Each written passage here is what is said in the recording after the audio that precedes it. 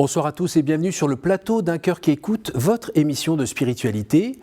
Alors nous arrivons à un moment assez important là, avec tout ce trajet que nous faisons depuis le mercredi des Cendres. Nous arrivons bientôt dans la Semaine Sainte et avec évidemment cette fête de Pâques et cette veillée où on a la chance de voir des baptêmes. C'est ce qui vous est arrivé il y a 3 ans. Oui. Bonjour Valérie Mazot, bienvenue. Vous venez notamment présenter votre livre « Chemin vers la lumière, itinéraire d'une catéchumène », paru aux éditions Salvator. On va en parler dans un instant. D'ailleurs, la couleur violette, je pense que ce n'est pas complètement hasard. Hein. Oh, c'est juste ma couleur préférée. Ben, ça tombe bien, c'est la couleur aussi qu'on porte pendant le carême. Donc, c'est parfait. C'est parfait. Donc, dans un instant, vous allez nous raconter un petit peu ce parcours. Et puis, comme tout le monde, je vais vous demander de nous lire maintenant un extrait de texte de votre choix. Donc j'ai choisi un texte qui m'a beaucoup touchée au moment de mon catéchuménat. Nous sommes uniques et libres, et nous sommes au monde pour vivre une histoire d'amour avec Dieu, pour embrasser l'audace des choix forts, pour nous aventurer dans le risque merveilleux d'aimer. C'est le pape François, et cette phrase, pour moi, c'est ma quête, c'est ma vie. Et c'est aussi une phrase que Monseigneur Perceroux m'a écrite à la fin de la lettre qu'il m'a adressée suite à ma lettre de motivation pour entrer en catéchuménat. Nous avions cette lettre de motivation à écrire à notre évêque. Et voilà, il m'a répondu, comme à chacun de nous. Et à la fin de sa lettre, il y avait cette phrase magnifique du pape François. Et c'est toute ma vie, toute ma quête de cet amour, de cet absolu, de ce risque d'aimer qui est écrite là dans cette magnifique phrase du pape François. Voilà pourquoi j'ai choisi de la lire. Vous êtes nantaise, merci d'être venue jusqu'à nous, déjà. Grand plaisir. Et donc votre vie, on dit, elle a changé quand même assez radicalement il y a 3 ans, mais il y a eu tout un cheminement qui s'est fait avant. Et est-ce que vous êtes née par exemple dans une famille chrétienne ? Alors non, chrétienne, un petit peu de culture, mais pas du tout de pratique. Et nos parents, puisque j'ai 2 frères aînés, nos parents nous ont laissé ce choix et nous l'ont bien expliqué lorsque nous étions adolescents, en disant « écoutez, nous avons été baptisés de façon un petit peu automatique, il n'y avait pas forcément de sens. Donc nous allons vous laisser, vous 3, choisir en votre âme et conscience, quand vous serez en âge de choisir votre chemin, votre spiritualité. Donc nous n'avons pas été baptisés, mes frères et moi. Alors vous avez fait quoi pendant votre adolescence et après vous cherchiez, vous ne cherchiez pas Oui. Ça s'est passé comment ? Oui, j'étais vraiment en recherche, et je crois que j'étais la seule de nous 3. Mes frères ne l'étaient pas. Dès l'adolescence, j'ai vraiment été dans cette quête de Dieu. Alors sans savoir pourquoi, pourquoi je cherche Dieu. En attendant, oui, vraiment, je le cherchais.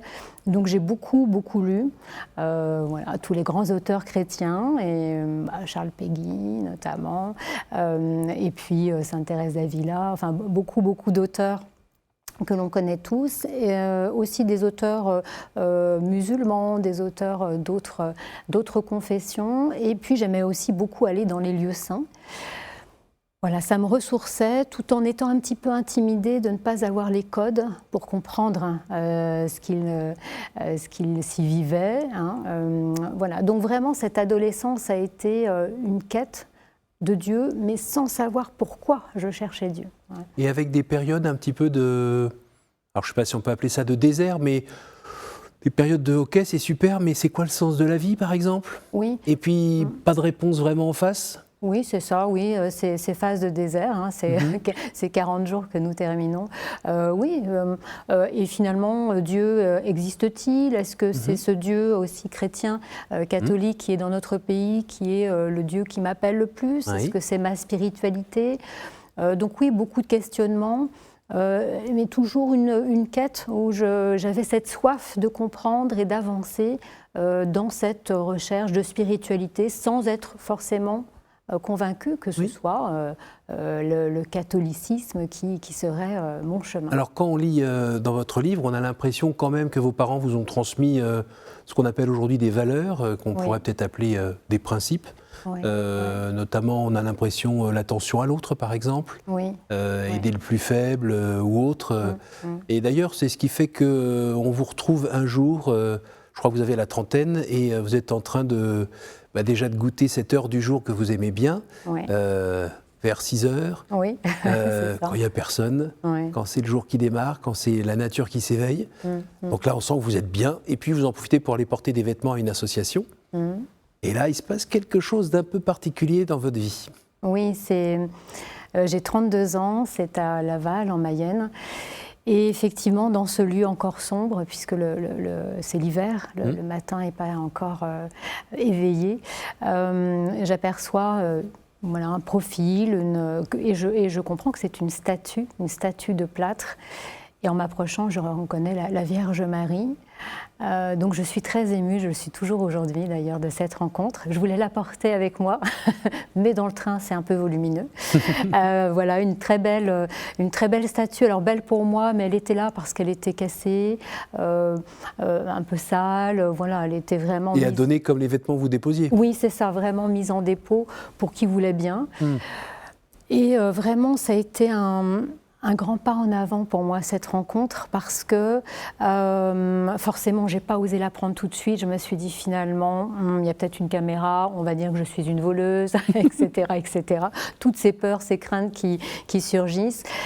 Et finalement, elle m'a tendu les bras. Voilà. Et je l'ai emportée avec moi, donc 32 ans. Et là, j'ai senti que sur mon chemin, dans ma quête de Dieu, il y avait un grand pas en avant qui venait de se vivre.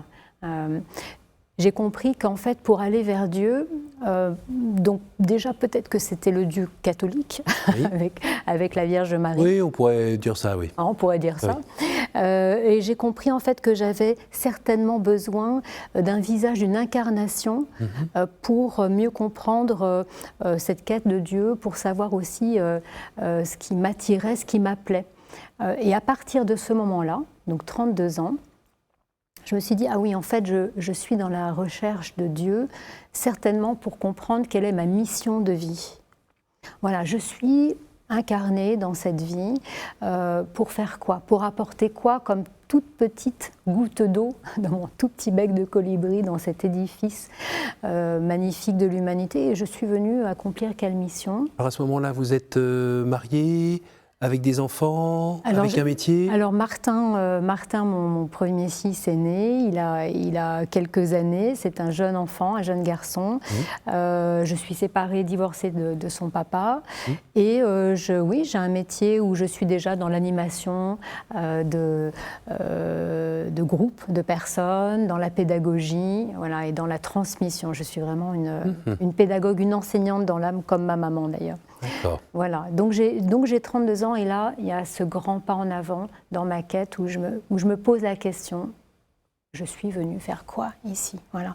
Et en quoi Dieu, et Sainte Marie peut-être, est venue me montrer un début de chemin.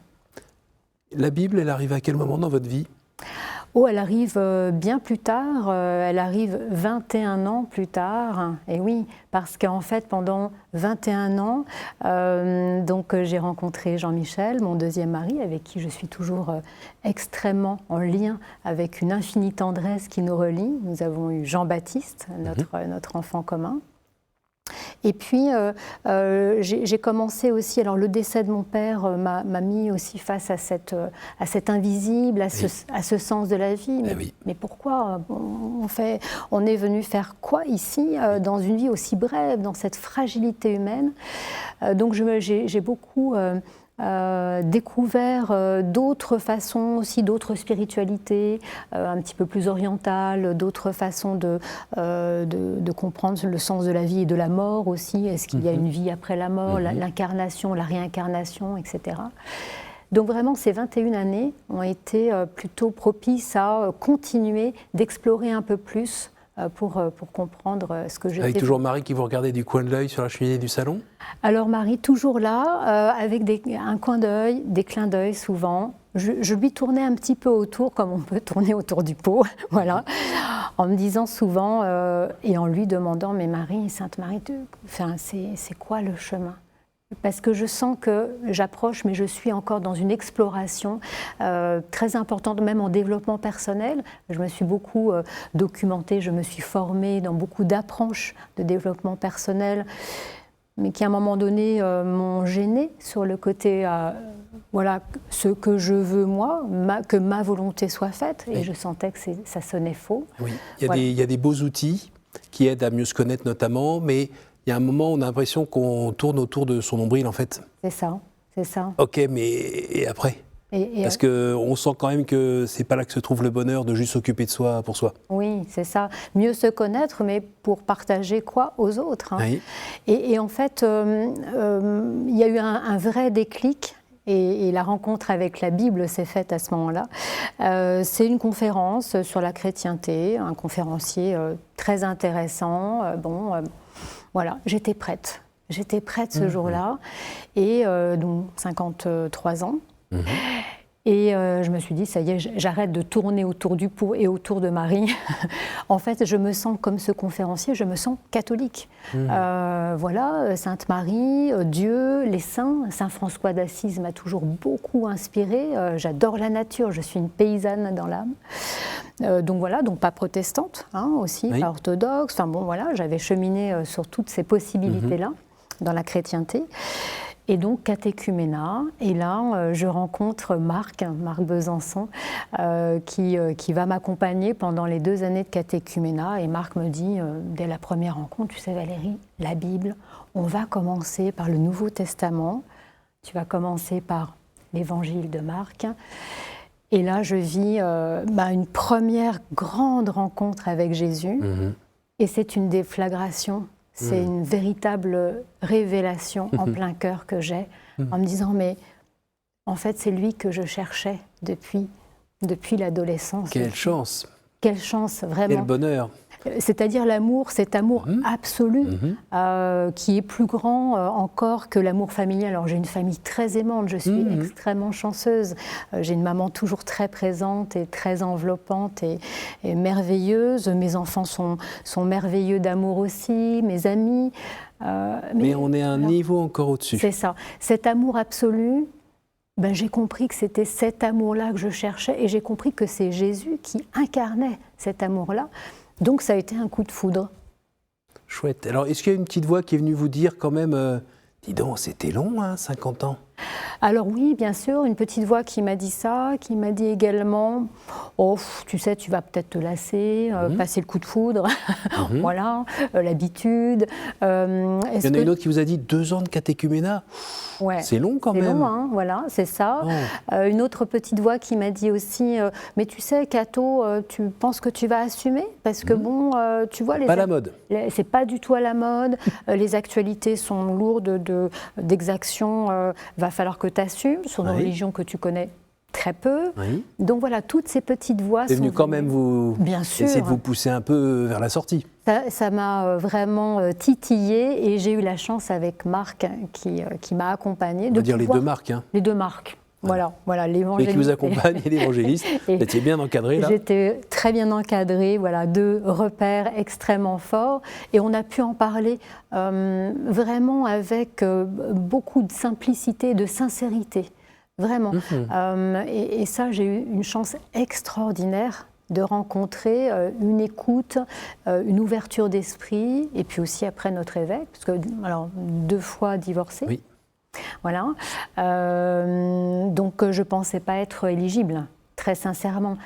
Donc il y avait toutes ces voix-là qui me disaient oui, mais non, n'hésite même pas, c'est pas pour toi, c'est pas ouvert. Comment ont réagi les 2 garçons ? Alors mes 2 garçons ont été en fait, pour eux, c'était d'une évidence. Ils ont été dans un accueil simple, évident, en disant « oui, maman, mais tu parles de Dieu depuis très longtemps ».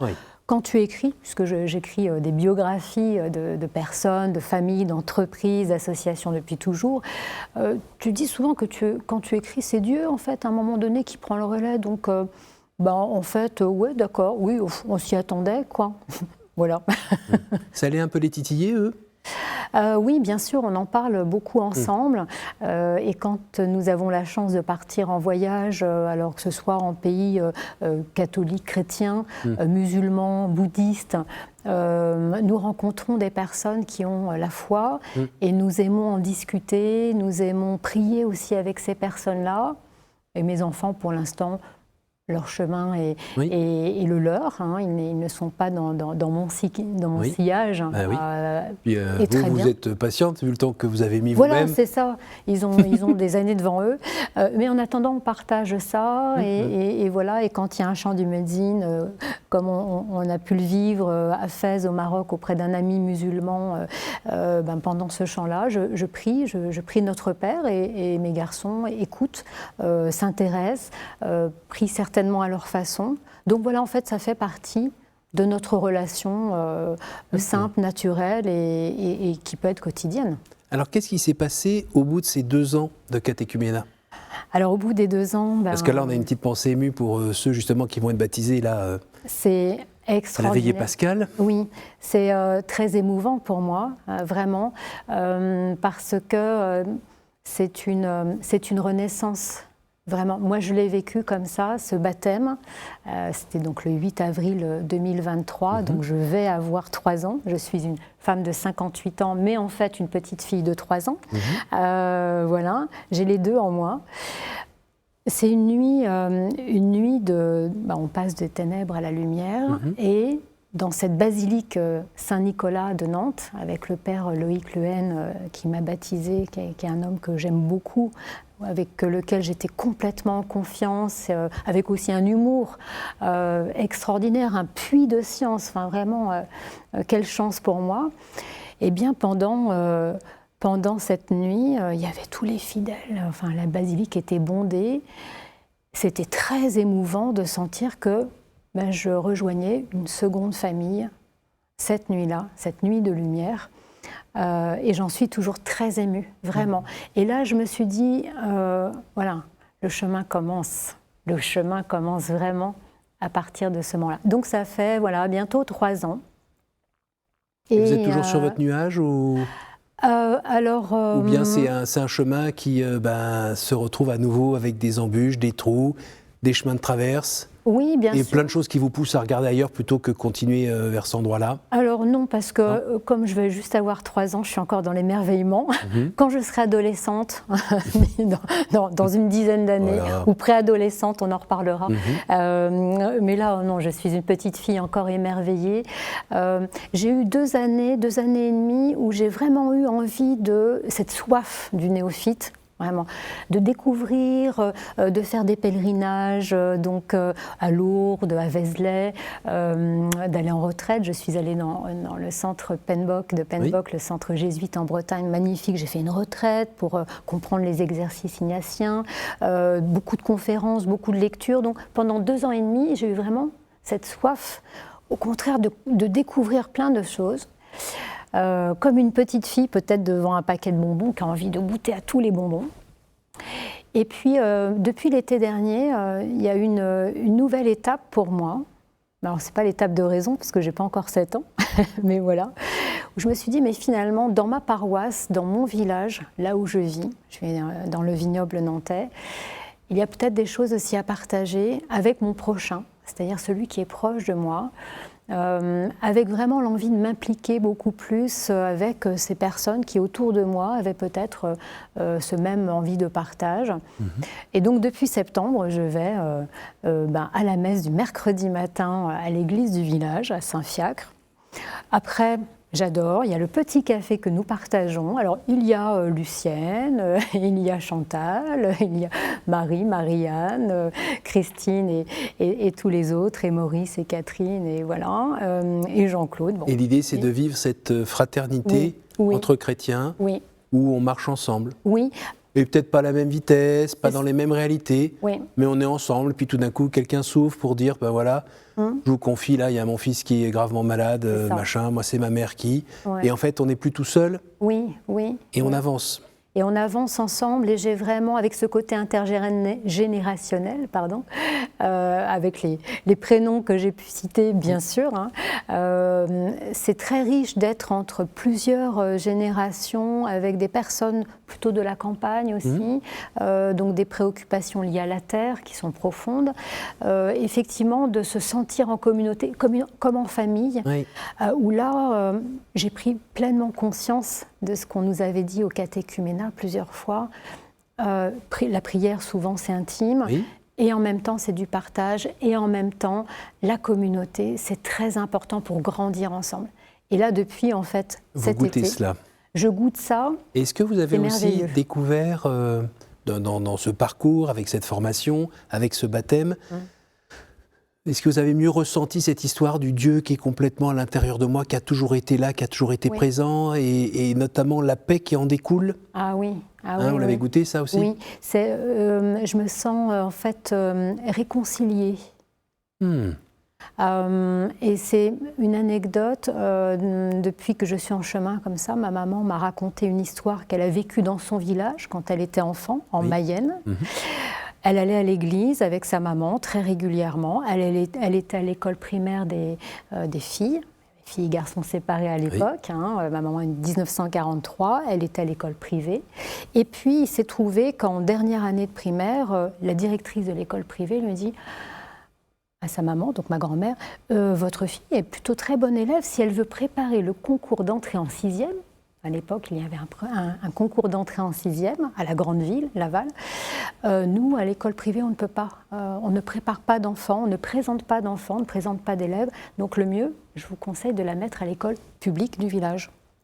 Donc bien sûr, ma grand-mère a fait ça dans l'intérêt de ma maman, qui a été la première enfant d'ailleurs à remporter ce concours et à entrer en 6e. Mais le curé du village l'a très mal pris. Vous enlevez votre fille de l'école privée pour l'école publique, donc je vous interdis de venir à l'église. Oui. Ma maman me raconte ça, c'est une autre époque, on le sait bien, et ma maman me raconte ça il n'y a pas très longtemps, là, pendant ce parcours de catéchuménat. Je dis, c'est intéressant. Ouais, je pense vraiment que je me sens réconciliée avec finalement cette culture chrétienne qui était là. Et comme par hasard, s'il y a des hasards, je rencontre sur mon chemin des prêtres, curés de paroisse, personnes engagées, hommes, donc extrêmement bienveillants, ouverts à mon parcours qui n'est pas ordinaire. Oui. Je pense que vraiment il y a une réconciliation qui s'est opérée. Et qui est peut-être une réconciliation familiale dont votre mère peut peut-être profiter aussi. Oui, on en parle très librement et elle est très fière de mon parcours. Qu'est-ce que vous avez voulu nous dire dans ce livre? Cette quête d'amour absolu, elle est vraiment essentielle pour chacun de nous. C'est une eau, une source dont on a absolument besoin pour avoir ce repère, cet objectif. Et voilà, et moi, chaque jour, Jésus m'apprend à aimer. J'y arrive pas toujours, je suis en chemin. Et ouais, c'est le sens de notre vie. Quand vous lisez La Samaritaine, cette eau, oui. Je n'aurai plus jamais soif, ça veut dire quelque chose pour vous là. Ah ben oui, bien sûr, c'est ça, c'est cette soif. Ouais. Alors on arrive à la fin de l'émission, 3 questions courtes. 6. Quel est pour vous le plus beau geste d'amour? Le plus beau geste d'amour, c'est justement ce que le Christ a pu dire à Marie-Madeleine, ne me retiens pas, puisque je t'aime, voilà, laisse-moi aller. Et je trouve, et là je parle en tant que maman, pour nos enfants, pour mes enfants en tout cas, c'est de les laisser partir même loin de moi. S'ils sont heureux même loin de moi, je suis très heureuse pour eux. Notamment là, ils sont en Thaïlande les deux, donc ça veut dire quelque chose. Je vous écoute à nouveau. Quel conseil donneriez-vous à quelqu'un qui aimerait rencontrer Dieu? Alors, moi je suis vraiment une paysanne et je trouve que le monde vivant, et notamment la nature, peut nous donner cette forme de transcendance. La contemplation de la nature, ce miracle du monde vivant, c'est Dieu. Une dernière pour la route? 7. Quel est l'endroit ou le lieu qui vous porte le plus à la prière? Alors bien sûr, l'Église et surtout celle de mon village, parce qu'il y a cette âme rurale qui est pour moi très profonde et très belle, et puis la nature à côté de chez nous.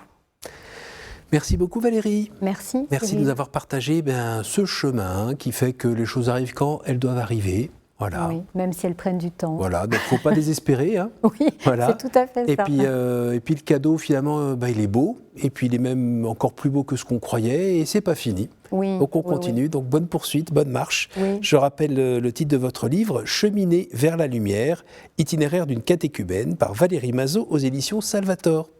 Merci. Bonne fête de Pâques et donc bon anniversaire, 3 ans. Oui, bientôt 3 ans, 3 bougies. Puis du souffle pour les bougies. Ouais. Hein. Merci beaucoup. Merci à vous tous pour votre fidélité. Cette émission, vous pouvez la retrouver sur notre site www.ktotv.com, sur notre appli radio et en podcast. Un petit coucou à ceux qui nous écoutent en podcast. À la semaine prochaine et bonne Pâques.